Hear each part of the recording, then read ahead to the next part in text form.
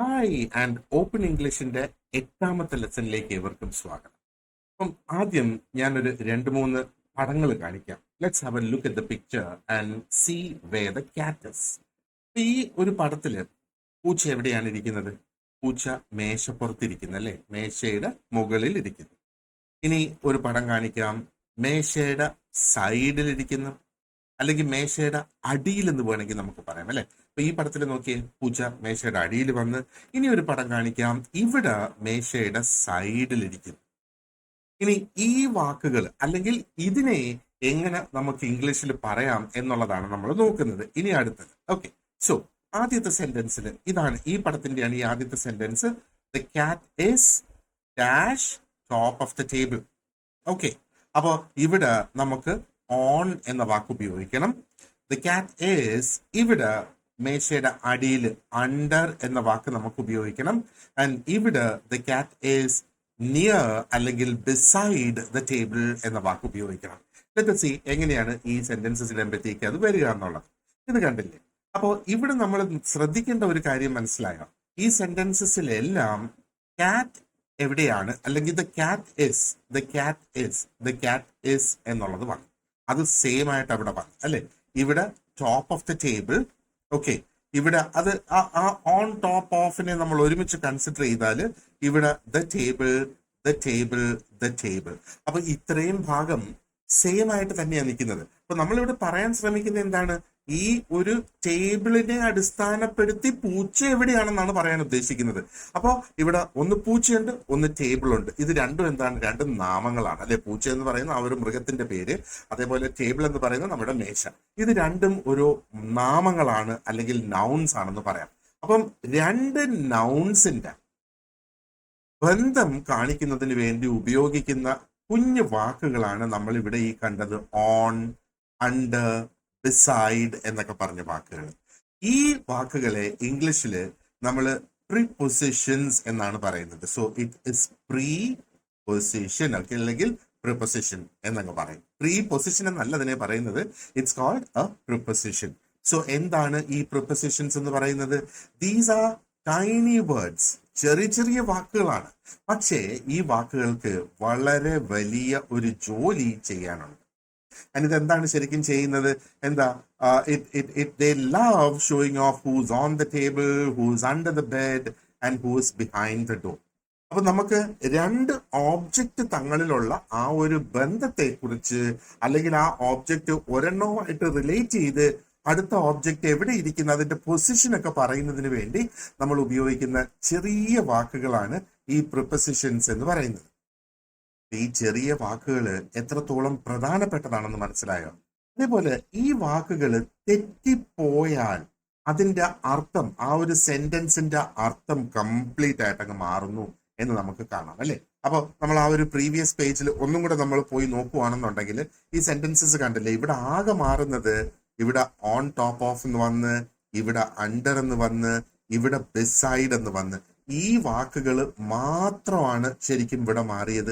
ബാക്കി cat is എന്നും the table എന്നുള്ളതും അതേ കണക്ക് തന്നെ നിലനിന്ന്, പക്ഷെ സെന്റൻസിന്റെ അർത്ഥം പൂർണ്ണമായിട്ടും മാറി അല്ലെ. മേശയുടെ മുകളിൽ പൂച്ചയിരിക്കുന്നു, അല്ലെ മേശയുടെ അടിയിൽ പൂച്ചയിരിക്കുന്നു, മേശയുടെ സൈഡിൽ പൂച്ചയിരിക്കുന്നു എന്നൊക്കെ പറയുമ്പോഴത്തേക്ക് ഇതിന്റെ എല്ലാ അർത്ഥങ്ങൾ കംപ്ലീറ്റ് ആയിട്ടൊക്കെ മാറാൻ. So these are words that are very important.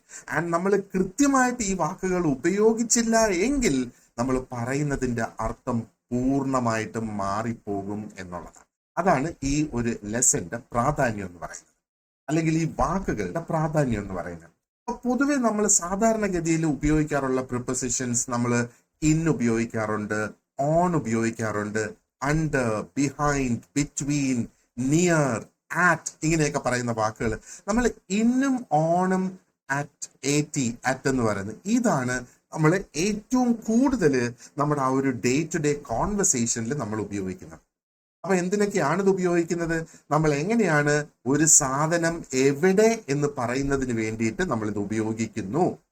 അതേപോലെ തന്നെ how to speak about your environment and surroundings using clear English. നമുക്ക് ഈ ഇന്നും ഓണും ആറ്റും മാറിപ്പോകുമ്പോഴത്തേക്ക് ഈ സെന്റൻസിന്റെ അർത്ഥം സ്ലൈറ്റ് ആയിട്ട് അവിടെ മാറി വരാനാണ്. ആൻഡ് നമ്മളിത് പ്രാക്ടീസ് ചെയ്യുന്നതോടുകൂടി വി അഗെയിൻ ബിൽഡ് കോൺഫിഡൻസ്. എന്തിനൊക്കെയാണ്? നമുക്ക് ഡയറക്ഷൻസ് കൊടുക്കുന്നതിന് ഉപയോഗിക്കാം, സ്ഥലങ്ങളെ ഡിസ്ക്രൈബ് ചെയ്യുന്നതിന് നമുക്ക് ഉപയോഗിക്കാം, ഒരു സാധനം എവിടെയാണെന്ന് പറയുന്നതിന് നമുക്ക് ഉപയോഗിക്കാം. അങ്ങനെ മൾട്ടിപ്പിൾ ആണ് ഇതിന്റെ ആ യൂസസ് എന്ന് പറയുന്നത്. ഇനി നേരത്തെ പറഞ്ഞതുപോലെ പ്രിപ്പോസിഷൻ ഇസ് എ വേർഡ്. എന്താണ്? നമ്മൾ അതിനെ ഒന്ന് ഡിഫൈൻ ചെയ്യാനായിട്ട് നോക്കുകയാണെന്നുണ്ടെങ്കിൽ ഇതിന്റെ നമുക്ക് ലൊക്കേഷൻ പറയാനായിട്ട് ഉപയോഗിക്കാം. അതായത് എവിടെയാണ് ഒരു സാധനം ഇരിക്കുന്നത്. In the cupboard, on the cupboard, under the cupboard. In the cupboard എന്ന് പറഞ്ഞാൽ, കബേർഡ് എന്ന് പറഞ്ഞാൽ അലമാര. ഇൻ ദ കബേർഡ് എന്ന് പറഞ്ഞാൽ കബേർഡിന്റെ അകത്തിരിക്കുന്നു. ഓൺ ദ കബേർഡ് എന്ന് പറഞ്ഞാൽ കബേർഡിന്റെ മുകളിൽ ഇരിക്കുന്നു. അണ്ടർ ദ കബേർഡ്, കബേർഡിന്റെ അടിയിൽ. By the side of the cupboard, behind the cupboard, above the cupboard എന്ന് പറഞ്ഞാൽ, എബവ് എന്ന വാക്ക് ഉപയോഗിച്ചു കഴിഞ്ഞാൽ അതിന്റെ മുകളിലാണ്, പക്ഷെ അത് കബേർഡിന്റെ മുകളിൽ, ഓൺ അല്ല. ഓൺ പറഞ്ഞാൽ രണ്ട് സാധനങ്ങൾ ഇങ്ങനെ ടച്ച് ആയിട്ടിരിക്കുന്നത്. എബവ് എന്ന് പറയുമ്പോഴത്തേക്ക് അത് അതിന്റെ മുകളിൽ ഒരു പക്ഷെ തൂങ്ങി നിൽക്കുന്നു എന്ന് വേണമെങ്കിൽ നമുക്ക് ആ ഒരു അർത്ഥം നമുക്ക് അതിനെടുക്കാം. Okay, so let's move on. ആദ്യം നമുക്ക് ഈ പ്രിപ്പോസിഷൻ, നമുക്ക് ഇത് സ്ഥലം പറയുന്നതിന് നമുക്ക് എന്താ പറയണ്ടേ, ലൊക്കേഷൻ എന്ന് പറയുമ്പോഴത്തേക്ക് ഒരു സ്ഥലം പറയുന്നതിന് എങ്ങനെ ഉപയോഗിക്കാം, ടൈം പറയുന്നതിന് എങ്ങനെ ഉപയോഗിക്കാം, അതേപോലെ ഡയറക്ഷൻ അല്ലെങ്കിൽ മൂവ്മെന്റ് പറയുന്നതിന് എങ്ങനെ ഉപയോഗിക്കാം എന്നുള്ളത് നമുക്ക് നോക്കാം. അപ്പൊ ഇവിടെ കുറെ അധികം സെന്റൻസസ് ഞാൻ ഇവിടെ കൊടുത്തിട്ടുണ്ട്. In the book is in the bag. അപ്പൊ ഇൻ എന്നുള്ള വാക്ക് നമ്മൾ ഉപയോഗിക്കുമ്പോഴത്തേക്ക്, അതായത് ഒരു ലൊക്കേഷൻ, ഒരു സ്ഥലം പറയുന്നതിന് ഇൻ ഉപയോഗിക്കുകയാണെങ്കിൽ അത് എന്തിൻ്റെയെങ്കിലും ഉള്ളിലാണ് എന്നാണ് പറയുന്നത്. എൻ്റെ ഈ സ്പെക്സ് വെക്കുന്ന കവറാണിത്. ഞാൻ ഈ കവറിന്റെ അകത്തെടുത്തിട്ട് ഇത് തുറന്നിട്ട് ഇതിന്റെ അകത്ത് വെക്കുകയാണെങ്കിൽ it is in the cover എന്ന് പറയാം. ഇനി ഈ കവറിന്റെ പുറത്തിങ്ങനെ വെക്കുകയാണെങ്കിലോ, ആ കവറിനെ ടച്ച് ചെയ്തുകൊണ്ട് ഇങ്ങനെ, അങ്ങനെയാണ് നമ്മൾ ഓൺ ഉപയോഗിക്കുന്നത്. ഇതിങ്ങനെ മനസ്സിലാക്കിയാൽ മതി. നമ്മൾ എന്തിൻ്റെയെങ്കിലും പുറത്ത് നിൽക്കുന്നു അല്ലെ പുറത്ത് ഇരിക്കുന്നു എന്നുള്ളൊരു സിറ്റുവേഷൻ വരുമ്പം അത് ഓൺ. ഇന്നെന്ന് പറയുമ്പോഴത്തേക്ക് അത് എപ്പോഴും ഒരു ബൗണ്ടറി ഉള്ള ഒരു സ്ഥലമായിരിക്കാം. സ്ഥലം എന്ന് പറഞ്ഞാൽ ഇതും ഒരു സ്ഥലമാണ്. അതേപോലെ ഈ ഗ്ലാസ് എന്ന് പറയുന്നത് ഒരു സ്ഥലമാണ്, അല്ലെ? So the water is in the glass എന്ന് നമുക്ക് പറയാം. മനസ്സിലായില്ലേ? In the room, in the house. ഇനി വീട്ടെന്ന് പറയുന്നതിനെ ഒരു വലിയ സ്ഥലമാക്കി കണ്ടു കഴിഞ്ഞാൽ വീട്ടിന്റെ ഉള്ളിൽ തന്നെ നമുക്ക് സ്പെസിഫിക് ആയിട്ടുള്ള സ്പോട്ട്സ് അവിടെ വരും. ആ സിറ്റുവേഷനിലാണ് നമ്മൾ ഈ ആറ്റ് ഉപയോഗിക്കുന്നത്. Okay, so I am in my house at the door. അപ്പൊ എന്താ പറയുന്നത്? ഇൻ നമ്മൾ വലിയ സ്ഥലത്തിന് ഉപയോഗിച്ചു. I am in my house. At the door, ഡോറിന്റെ അടുത്ത് നിൽക്കുന്നു എന്ന് പറഞ്ഞു, അല്ലെ? On, I am on the terrace. I am sitting on the wall. ഇവിടെ നോക്ക്, the phone is on the table. ടേബിളിന്റെ പുറത്ത്, ടേബിളിൽ ടച്ച് ആയിരിക്കല്ലേ ഫോൺ, അതുകൊണ്ടാണ് ഓൺ ദ ടേബിൾ എന്ന് പറയുന്നത്. അണ്ടർ, അടിയിൽ. The cat is under the chair. പൂച്ച കസേരയുടെ അടിയിലിരിക്കുന്നു. Behind, the car is behind the house. അപ്പൊ എന്താ ഇതുകൊണ്ട് ഉദ്ദേശിക്കുന്നത്? വീട്ടിന്റെ പിന്നിലാണ് കാറ് കിടക്കുന്നത്. ആൻഡ് ബിറ്റ്വീൻ എന്ന് പറയുമ്പോഴത്തേക്ക് രണ്ട് സംഗതികളുടെ ഇടയിലിരിക്കുന്ന ഒരു സാധനത്തിന് ബിറ്റ്വീൻ ഉപയോഗിക്കുന്നത്. ഇവിടെ നമ്മൾ school is in between the park and the hospital. അപ്പൊ ഈ പാർക്കിന്റെയും ഹോസ്പിറ്റലിന്റെയും ഇടയിലാണ് ഈ സ്കൂൾ ഇരിക്കുന്നത്. അതാണ് ബിറ്റ്വീൻ എന്ന വാക്ക് ഉപയോഗിച്ച് നമ്മൾ പറയുന്നത്. ഇനി നിയർ എന്ന് പറഞ്ഞാലോ, the temple is near my house. എന്റെ വീട്ടിന്റെ അടുത്താണ്. നെക്സ്റ്റ് ടു എന്ന് പറയുമ്പോഴത്തേക്ക് നിയർ എന്ന് പറഞ്ഞാൽ അടുത്താണെന്നുള്ളതേ പറയുന്നുള്ളൂ. സാധാരണഗതിയിൽ നമുക്ക് നടന്നു പോകാനൊക്കെ ഉള്ള ഒരു ദൂരമാണെങ്കിൽ നിയർ മൈ ഹൗസ് എന്ന് പറയും. നെക്സ്റ്റ് ടു എന്ന് പറഞ്ഞാൽ തൊട്ടടുത്ത്, എന്റെ തൊട്ടയൽ എന്ന് പറയുന്നതിനാണ് നമുക്ക് നെക്സ്റ്റ് ടു എന്ന് നമുക്ക് ഉപയോഗിക്കാനായിട്ട് പറ്റുക. ഇവിടെ നോക്കിയേ, the pen is next to the notebook. നമ്മൾ ഈ ഒരു സെന്റൻസ് മാറ്റിയാലോ, the temple is next to my house എന്ന് പറഞ്ഞാലോ, എന്റെ വീട് കഴിഞ്ഞാൽ ഉടൻ പിന്നെ ടെമ്പിൾ ആണെന്നാണ് അതിന്റെ അർത്ഥം. അതേപോലെ ആറ്റ് നമ്മൾ ഒരു സ്പെസിഫിക് സ്ഥലം, നേരത്തെ ആ വീടിന്റെ കാര്യം പറഞ്ഞതുപോലെ ഒരു സ്പെസിഫിക് സ്ഥലം പറയുന്നതിന് വേണ്ടിയിട്ട് ആറ്റ് നമ്മൾ ഉപയോഗിക്കും. ഇനി ചില സെന്റൻസസ് വരും. ഐ ലിവ് ഇൻ കൊല്ലം, അല്ലെങ്കിൽ നമുക്ക് പറയാം ഐ ലിവ് ഇൻ കേരള. അപ്പോ ചില സാഹചര്യങ്ങളിൽ നമുക്ക് പറയേണ്ടി വരും, കേരളത്തിൽ, കൊല്ലത്താണ് ഞാൻ ജീവിക്കുന്നത്. അങ്ങനെ വരുമ്പോഴത്തേക്ക് ഇതിൽ ഏതാ വലിയ സ്ഥലം? കൊല്ലം ചെറിയ സ്ഥലം. കേരളത്തെ വെച്ച് നോക്കുമ്പോഴത്തേക്ക് ചെറിയ സ്ഥലം, കാരണം കേരളത്തിൽ ഒരു ജില്ലയാണല്ലോ. കേരളം വലിയ സ്ഥലം. You will say I live in Kerala at Kollam.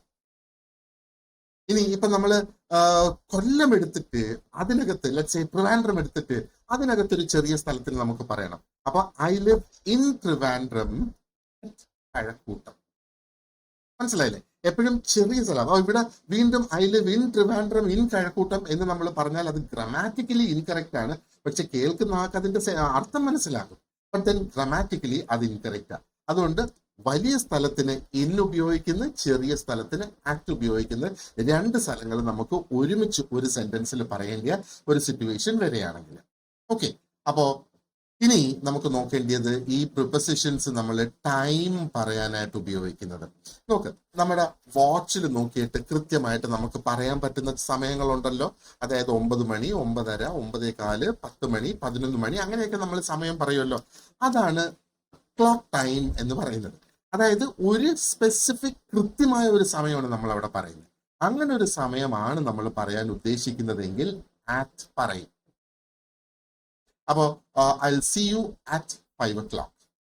Okay, I will see you at 5 o'clock in the evening or I will see you at 5 o'clock in the morning. അങ്ങനെ പറയും.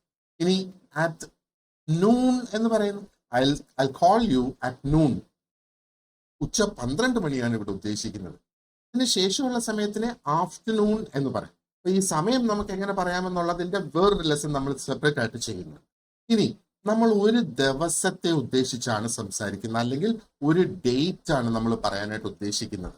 ഒരു ദിവസം എന്ന് പറയുമ്പോൾ it could be Monday, Tuesday, Wednesday, Thursday, Friday, Saturday, അല്ലെങ്കിൽ ഒരു date 1st of January 2025, അല്ലെങ്കിൽ നമ്മുടെ ബർത്ത് ഡേറ്റ് നമ്മൾ പറയുന്നത്. So I was born on A Monday. I was born on the 1st of January 2025. അപ്പൊ ആ ഒരു ദിവസത്തെ ഉദ്ദേശിച്ചാണ് നമ്മൾ പറയാൻ ഉദ്ദേശിക്കുന്നത്, അല്ലെങ്കിൽ അതങ്ങനെയാണ് നമ്മൾ പറയാൻ ഉദ്ദേശിക്കുന്നതെങ്കിൽ നമ്മൾ അതിന്റെ കൂട്ടത്തിൽ എപ്പോഴും ഓൺ ഉപയോഗിക്കണം. I will see you on 5 o'clock എന്ന് നമ്മൾ പറയത്തില്ല. I will see you at 5 o'clock. കാരണം എന്താ? അത് ക്ലോക്ക് ടൈം ആണ്. And I will see you on Monday or I will call you on Tuesday. അത് ആ ഒരു ദിവസം ട്യൂസ്ഡേയിൽ എപ്പോഴാണെന്ന് നമ്മൾ പറയുന്നില്ല. ഇനി അഥവാ നമുക്ക് പറയണം, ഞാൻ നിന്നെ മൺഡേ രാവിലെ 10 മണിക്ക് വിളിക്കാം. I will call you on Monday morning at 10 o'clock. അപ്പൊ on with Monday and at with that specific time. ഇനി കുറെ കൂടെ വലിയ ഒരു ടൈം ഫ്രെയിം ആണ്. ഇതിപ്പം ഒരു സ്പെസിഫിക് ദിവസം ഉദ്ദേശിച്ച് പറയുന്നതിനാണ് നമ്മൾ ഈ ഓൺ ഉപയോഗിക്കുന്നത്. ആൻഡ് അതേപോലെ ഇൻ എപ്പോഴാണ് ഉപയോഗിക്കുന്നത്? ഇൻ ഉപയോഗിക്കുന്നത് നമ്മൾ കുറെ കൂടെ ഒരു വലിയ ടൈം ഫ്രെയിം പറയാനായിട്ട് യൂസ് ചെയ്യും. അപ്പോ I will see you in July. July മാസത്തിൽ കാണാം. ഏത് ദിവസമെന്നോ എത്ര മണിക്കെന്നോ ഒന്നും നമ്മൾ പറയുന്നില്ല. I will see you in July because it's a big time frame. അതേപോലെ മോർണിംഗ്, ഈവനിങ്, ആഫ്റ്റർനൂൺ എന്നൊക്കെ പറയുന്നത് എഗെയിൻ അവിടെ നമ്മൾ ഇൻ ഉപയോഗിക്കുന്നത്. പക്ഷെ രാത്രിക്ക് നമ്മൾ ആറ്റ് മാത്രമേ പറയുന്നുള്ളൂ. കാരണം രാത്രി എന്ന് പറയുന്ന ആ ഒരു സമയത്തിനെ, നൈറ്റിനെ നമ്മൾ ഡിവൈഡ് ചെയ്തിട്ടില്ല അല്ലേ? ഇപ്പം മോർണിംഗ്, നൂൺ, ഈവനിങ് എന്ന് പകലിനെ നമ്മൾ ഡിവൈഡ് ചെയ്തിട്ടുണ്ട്. എന്നാൽ നൈറ്റിനെ നമ്മൾ അങ്ങനെ ഡിവൈഡ് ചെയ്തിട്ടില്ല. ഒരൊറ്റ നൈറ്റ് എന്നുള്ള ആ ഒരു രീതിയിലാണ് നമ്മൾ അതിനെ കാണുന്നത്. So I will see you at night. I sleep at night. അപ്പൊ നൈറ്റ് എന്നുള്ള വാക്കാണ് ഉപയോഗിക്കുന്നതെങ്കിൽ അറ്റ് അതിന്റെ കൂടെ നമ്മൾ ഉപയോഗിക്കുക. ഇനി ടൈമിന്റെ കൂടെ നമുക്ക് ഫോർ എപ്പോഴാണ് നമ്മൾ ഉപയോഗിക്കുന്നത്? Okay, I need a cycle for 2 weeks. 2 ആഴ്ചത്തേക്ക് എനിക്കൊരു സൈക്കിൾ വേണം. അല്ലെങ്കിൽ I want a cycle for 2 weeks. I need a taxi for an hour. 1 മണിക്കൂറത്തേക്ക് എനിക്കൊരു ടാക്സി വേണം. അപ്പൊ അങ്ങനെ ഫോർ ഉപയോഗിക്കുന്നത് നമുക്ക് ആ ഒരു സമയം പറയുന്നതിന് വേണ്ടി. പക്ഷെ ഫോർ സ്പെസിഫിക്കലായിട്ട് എന്തിനാ ഉപയോഗിക്കുന്നത്? ഒരു സ്പെസിഫിക് ടൈം പീരിയഡിലേക്ക് നമുക്ക് എന്തെങ്കിലും ആവശ്യമുണ്ടോ എന്ന് പറയുന്നതിന് വേണ്ടി. ഇനി സിൻസ് യെസ്റ്റർഡേ, അത് ഈ ഫോർ അങ്ങനെ നമ്മൾ യൂസ് ചെയ്ത് ആൻഡ് ഈ സിൻസ് ഇവിടെ വരുന്നു. അപ്പൊ ഇതിനെ രണ്ടിനെയും കൂടെ കൂട്ടി രണ്ടിന്റെയും കൂടെ ഡിഫറൻസ് നമുക്ക് നോക്കാം. ഇതിനെ സിൻസ് ആൻഡ് ഫോർ സ്റ്റേറ്റ്മെന്റ്സ് എന്ന് പറയും. ഇനി നമ്മൾ എന്തെങ്കിലും ഒരു കാര്യം പറയാനായിട്ട് ഉദ്ദേശിക്കുന്നു. അതായത് ഞാൻ കഴിഞ്ഞ 1 വർഷമായി ഇവിടെ ജോലി ചെയ്യുന്നു. അപ്പോൾ 1 വർഷമായി എന്ന് പറയുമ്പോഴത്തേക്ക് ഞാൻ ഇവിടെ ജോലി ചെയ്യാൻ തുടങ്ങിയ ടോട്ടൽ ടൈമാണ് ഫോർ 2 weeks അല്ലെങ്കിൽ ഫോർ 1 year എന്നൊക്കെ പറയുന്നത് ടോട്ടൽ ടൈം. അപ്പോൾ ഞാൻ എന്ന് ജോലി തുടങ്ങിയെന്നല്ല പറയുന്നത്, ഞാൻ എത്ര നാൾ കൊണ്ട് ഇവിടെ ജോലി ചെയ്യുന്നു. So I M working here for the last year. for the last 1 year.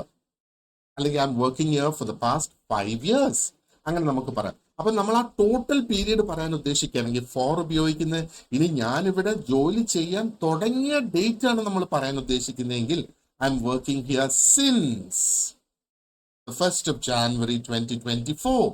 അല്ലെങ്കിൽ I am here since yesterday, ഞാൻ ഇന്നലെ മുതൽ ഇവിടെ ഉണ്ട് എന്ന് പറയാൻ വേണ്ടിയിട്ട്. അപ്പൊ നമ്മൾ എപ്പോഴാണ് അവിടെ ആ ഒരു പ്രവൃത്തി തുടങ്ങിയതെന്ന് കാണിക്കുന്നതിന് വേണ്ടിയിട്ട് നമ്മൾ സിൻസ് ഉപയോഗിക്കുന്നു. ആ പ്രവൃത്തി തുടങ്ങിയിട്ട് ടോട്ടൽ ഇത്ര സമയമായെന്ന് പറയുന്നതിന് വേണ്ടിയിട്ട് ഫോർ നമ്മൾ ഉപയോഗിക്കുന്നു. നമുക്ക് ഇങ്ങനെ പറയാം അല്ലെ, നമ്മൾ ആരെങ്കിലും കാണാനായിട്ട് ഒരു സ്ഥലത്ത് പോയി നമ്മൾ അവർക്ക് വേണ്ടി കാത്തിരിക്കുന്നു. അപ്പോൾ രാവിലെ 6 മണിക്ക് നമ്മളോട് അവിടെ ചെല്ലാൻ പറഞ്ഞു. രാവിലെ 6 മണി എന്നുള്ള 6 മണി 5:45 നമ്മൾ അവിടെ എത്തി. 6 എന്നുള്ളത് 7 ആ വ്യക്തി വന്നില്ല, 8 ആ വ്യക്തി വന്നില്ല. പക്ഷെ ആ വ്യക്തിയെ കാണേണ്ടത് നമ്മുടെ ആവശ്യമാണ്. 9 മണി ആയപ്പോഴത്തേക്ക് ആ വ്യക്തി അവിടെ വന്നു. അപ്പൊ നമുക്ക് വേണമെങ്കിൽ പറയാം I M waiting here since 6 in the morning, അല്ലെങ്കിൽ സിൻസ് 5:45 in the morning, അല്ലെങ്കിൽ I M waiting here for the last 3 hours. അപ്പൊ ഇത് നമ്മൾ സിൻസ് വേണോ ഫോർ വേണോ എന്ന് ഉപയോഗിക്കുന്നത് എങ്ങനെയാണ്? ഏത് പറയുമ്പോഴാണ് അതിനൊരു ഇമ്പാക്റ്റ് അവിടെ കൂടുന്നത്. സാധാരണഗതിയിൽ 5:45 നമ്മൾ ആരെയും കാണാനായിട്ട് പോകാറില്ല അല്ലേ? അപ്പൊ നമുക്ക് അവിടെ ഒരു ഇമ്പാക്റ്റ് കൊണ്ടുവരണം. അങ്ങനെ വേണമെങ്കിൽ നമുക്ക് പറയാം I M waiting here since 5:45 in the morning. അല്ലെങ്കിൽ നമുക്ക് ആ ഒരു ടോട്ടൽ നമ്പർ ഓഫ് അവേഴ്സ് ആണ് നമുക്ക് അവിടെ പറയേണ്ടത്. അതിനാണ് കുറച്ചും കൂടെ ഒരു ഇമ്പാക്റ്റ് അവിടെ ക്രിയേറ്റ് ചെയ്യാൻ പറ്റുന്നതെങ്കിൽ I'm waiting here for the last 3 hours. അപ്പൊ അത് നമ്മുടെ ചോയ്സ് ആണ്. നമുക്ക് ആ ഒരു ടോട്ടൽ എമൗണ്ട് ഓഫ് ടൈം പറയണോ അതോ എപ്പോഴും മുതൽ നമ്മൾ അവിടെ വെയിറ്റ് ചെയ്യുന്നു എന്ന് പറയാം. ഇനി ഇത് നോക്ക്, ഡ്യൂറിങ് എന്ന വാക്ക് ഉപയോഗിക്കുന്നത്. So what are your plans during the holidays? അപ്പൊ ഹോളിഡേസ് എന്ന് പറയുമ്പോഴത്തേക്ക് ഒരു ദിവസം ആയിരിക്കില്ല, ഒന്നിലധികം ദിവസങ്ങളാണ് ഇനിയിപ്പോ അങ്ങോട്ട് സമ്മർ വെക്കേഷൻ വരുന്നത് അല്ലെ. അപ്പൊ ഡ്യൂറിങ് ദ സമ്മർ വെക്കേഷൻ കുട്ടികൾക്ക് സ്റ്റാർട്ട് ചെയ്തു എന്ന് വേണമെങ്കിൽ നമുക്ക് പറയാം. So what are your plans during the holidays? അപ്പോൾ ആ ഹോളിഡേസ് പീരിയഡിൽ എനിക്ക് അറിഞ്ഞൂടെ കറക്റ്റ് ആയിട്ട് എത്ര ദിവസമാണെന്ന്, പക്ഷെ ആ ഹോളിഡേ കാലാവധിയിൽ എന്ത് ചെയ്യാൻ, അതാണ് ഡ്യൂറിങ് ദ ഹോളിഡേ. ഇനി നമുക്ക് ഇങ്ങനെ പറയാം, ഇപ്പൊ ക്ലാസ് നടന്നുകൊണ്ടിരിക്കുമ്പോഴത്തേക്ക് ആരെങ്കിലും ക്ലാസ്സിലേക്ക് കയറി വന്ന, അല്ലെങ്കിൽ ആർക്കെങ്കിലും ക്ലാസ്സിലേക്ക് പോകേണ്ടതായിട്ട് വന്ന, അല്ലെങ്കിൽ ക്ലാസ്സിൽ മറ്റെന്തെങ്കിലും ഒരു സംഗതി സംഭവിച്ചു. അപ്പൊ ഒരെണ്ണം അവിടെ നടന്നുകൊണ്ടിരിക്കുമ്പോ ആ നടന്നുകൊണ്ടിരിക്കുന്നതിന്റെ ഇടയിൽ മറ്റൊരു പരിപാടി അവിടെ സ്റ്റാർട്ട് ആവുകയാണെങ്കിൽ അതിനെ നമുക്ക് ഡ്യൂറിങ് കൂട്ടിച്ചേർത്ത് നമുക്ക് അവിടെ പറയാം. Okay, my phone rang during the class. വേറെ രീതികളുണ്ട് പറയാനായിട്ട്. while I was attending the class my phone rang എന്നും പറയാം. So my phone rang during the class. അപ്പൊ ക്ലാസ് നടന്നുകൊണ്ടിരുന്നപ്പോ എന്റെ ഫോൺ അടിച്ചു. ഓക്കെ, ഇനി ആഫ്റ്റർ ആൻഡ് ബിഫോർ. ആഫ്റ്റർ എന്ന് പറഞ്ഞാൽ നമ്മൾ ഒരു സ്പെസിഫിക് ടൈമിന് ശേഷം പറയുന്നു. ഇനി ബിഫോർ എന്ന് പറഞ്ഞാൽ ഒരു സ്പെസിഫിക് സമയത്തിന് മുന്നേ. So I will see you after 10 o'clock. അപ്പൊ 10 മണിക്ക് ശേഷം കാണാം എന്നാണ് പറയുന്നത്. അല്ലെങ്കിൽ I will see you before 7 o'clock, 7 മണിക്ക് മുന്നേ കാണാം. അപ്പൊ അതൊരു സ്പെസിഫിക് ടൈം തന്നെ പറയണമെന്നില്ല. നമുക്കറിയാം ഡിന്നർ എന്ന് പറയുമ്പോഴത്തേക്ക് സാധാരണ അത്താഴം 7 മണി, 7:30 മണി, വൈകുന്നേരം അല്ലെ രാത്രി 7:30 മണി, 8 മണി, ആ ഒരു സമയത്തൊക്കെ ആയിരിക്കുമല്ലോ അത്താഴം കഴിക്കുക. അപ്പൊ ഏകദേശം ഒരു ഐഡിയ നമുക്ക് കിട്ടുന്നുണ്ട് സമയത്തിന്റെ തവണ. ഇനി ഇവിടെ നമ്മൾ ബിഫോർ പറയുന്നത്, അപ്പൊ ബിഫോർ ഡിന്നർ പറയാം, അല്ലെങ്കിൽ ബിഫോർ ക്ലാസ്, അല്ലെങ്കിൽ ബിഫോർ ദ സൺറൈസ്, സൂര്യൻ ഉദിക്കുന്നതിന് മുന്നേ. അങ്ങനെ നമുക്ക് ഏകദേശം ഒരു ടൈമിന്റെ ഐഡിയ. ഇതൊക്കെ നമ്മൾ ഉപയോഗിക്കുന്നത് നമുക്ക് സ്പെസിഫിക് ആയിട്ട് ഒരു ടൈം നമ്മൾ പറയുന്നില്ല, പക്ഷെ ഏകദേശം ആ ഒരു സമയമാകുമ്പോഴേക്കും എന്നുള്ളതാണ് ഇവിടെ ഇതുകൊണ്ട് ഉദ്ദേശിക്കുന്നത്. ഇനി നമുക്കുള്ളത് പ്രിപ്പസിഷൻ ഓഫ് മൂവ്മെന്റ് ആണ്.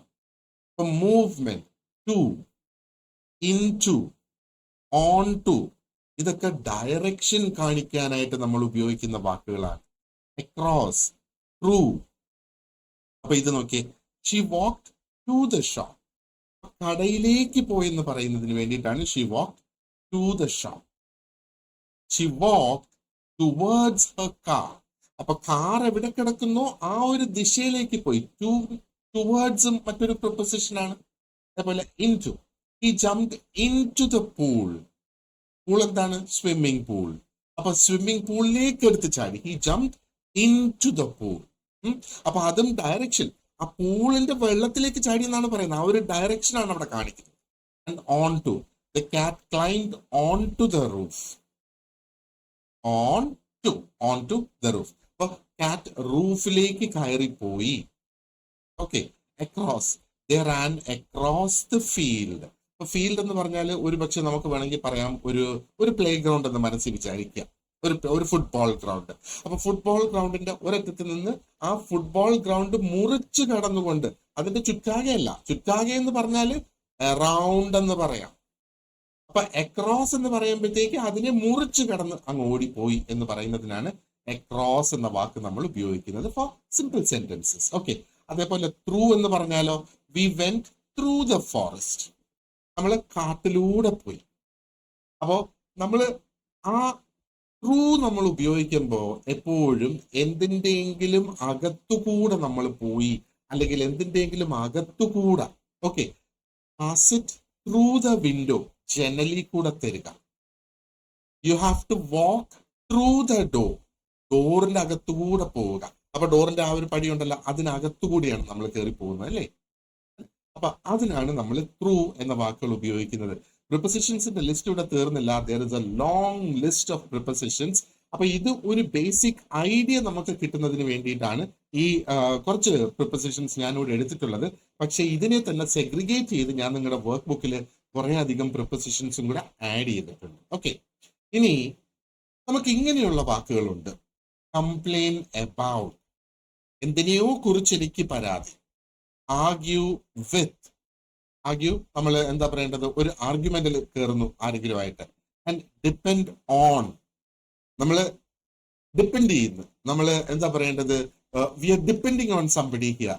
ലുക്ക് ആറ്റ്, ഇങ്ങോട്ടെങ്കിലും ഒരു സ്പെസിഫിക് സ്ഥലത്തേക്ക് നമ്മൾ നോക്കുന്നതിന് ലുക്ക് ആറ്റ്. സെർച്ച് ഫോർ, തിരയുന്നു, എന്തിനു വേണ്ടി തിരയുന്നു, സെർച്ച് ഫോർ. അപ്പൊ ഈ വാക്കുകൾ ഇതേപോലെ തന്നെ നമ്മൾ ഉപയോഗിക്കണം. അപ്പൊ ഇതാണ് എന്താ പറയേണ്ടത്, ചില വേർബ്സിന് സ്പെസിഫിക് ആയിട്ടുള്ള ഒരു പ്രിപ്പസിഷൻ, ആ ഒരു കോമ്പിനേഷൻ അങ്ങനെ തന്നെ വരണം. So he complained about the food, ഭക്ഷണത്തിനെ കുറിച്ച് കംപ്ലൈന്റ് പറഞ്ഞു. He complained about the service. He complained about somebody's attitude. Now argue, I don't want to argue with you. ഞാനില്ല വഴക്കിടാനായിട്ട് എന്ന് പറയുന്നത് പോലെ I don't want to argue with you. Depend on, you can depend on me. നമ്മൾ പറയത്തില്ലേ, എന്താ പറയേണ്ടത്, അവൻ കൃത്യമായിട്ട് വരും കേട്ടോ, അത് നമുക്ക് ഡിപ്പെൻഡ് ചെയ്യാം എന്ന് പറയുന്നില്ലേ, അതാണ് U can depend on me, U can depend on him എന്നൊക്കെ പറയുന്നത്. അപ്പൊ ഡിപ്പെൻഡ് ഓൺ ഇത് രണ്ടും കൂടെ ഒന്നിച്ച് വരുമ്പോഴാണ് അതിന് ആ ഒരു അർത്ഥം വരിക. Look at, she looked at the sky, she looked at the car, she looked at the dog. അങ്ങനെ നോക്കി എന്ന് പറയുന്നത്. Search for, he is searching for his phone. ആണ് അവന്റെ ഫോൺ എവിടെ വെച്ചെന്ന് മറന്നുപോയി, ആ ഫോണിന് വേണ്ടിയിട്ട് നോക്കുന്നത്. അപ്പൊ ഇത് ആക്ഷൻ വേർഡ്സിന്റെ കൂടെ complain, argue, depend, look, search, അതിന്റെ കൂടെ സ്പെസിഫിക് ആയിട്ട് ഒരു അർത്ഥം കിട്ടുന്നതിന് വേണ്ടി നമ്മൾ ഉപയോഗിക്കുന്നതാണ്. അതേപോലെ മറ്റു ചില വാക്കുകളുണ്ട്. സി, പ്രൗഡ് ഓഫ് എന്ന് തന്നെ വരണം. ഇൻട്രസ്റ്റഡ് ഇൻ, ഇത് രണ്ടും ഒന്നിച്ചു വരണം. Good at, familiar with. അപ്പൊ ഇതെന്താ ഇവിടെ ഈ പറയുന്നത്, I am proud of you, I am proud of you my boy, I am proud of you, I am proud of my students. I am proud എന്ന് പറഞ്ഞാൽ എനിക്ക് അഭിമാനമുണ്ട് നിന്നെ കുറിച്ച്, ഞാൻ അഭിമാനം കൊള്ളുന്നു ബിക്കോസ് ഓഫ് യു എന്ന് പറയുന്നത്.